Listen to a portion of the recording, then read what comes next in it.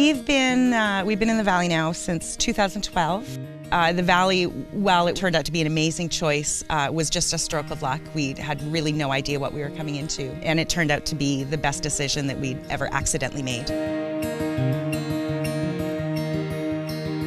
My husband's family is from the East Coast, while I'm a West Coast girl. Like every other Maritimer that I've ever met, when they are away, they always want to come home. So we made the decision to move away from city life and hit a slower pace of life with the intention of just being able to enjoy ourselves a little bit more.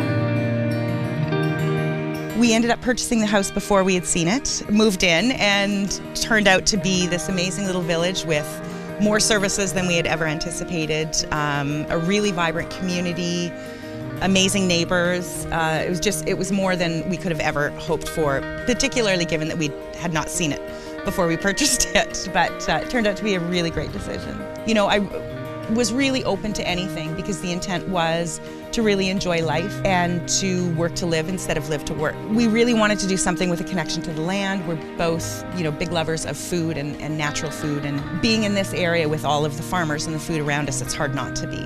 So it just suddenly morphed into, you know, things that we enjoyed making.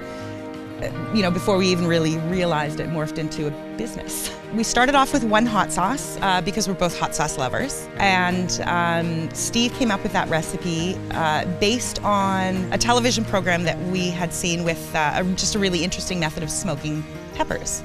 So we started playing with that, turned out to be wildly popular, and then we started playing with other, you know, ideas and what we could, based on what we already grew on our property or that we could grow. And, you know, now we have a whole line of sauces, hot sauces and pasta sauce and barbecue sauce. It all really just started from us really loving hot sauce on eggs and what can we grow to make hot sauce. So it basically started from a tiny little home garden. I think the Annapolis Valley in general is very welcoming to artisan products and people making things or creating things. I think it's a really positive environment for that, and people are really open to not necessarily, you know, going to the big box store, or, you know, I think there's a high value on well-made and handmade products here.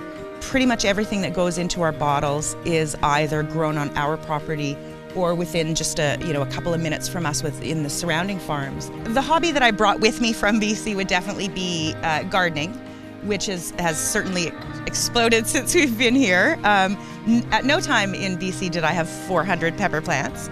I find the Valley is really excited about people wanting to make or do or grow things for other people. People seem to really appreciate that. And I see a different versus the West Coast. There's really big pockets of it in the West Coast.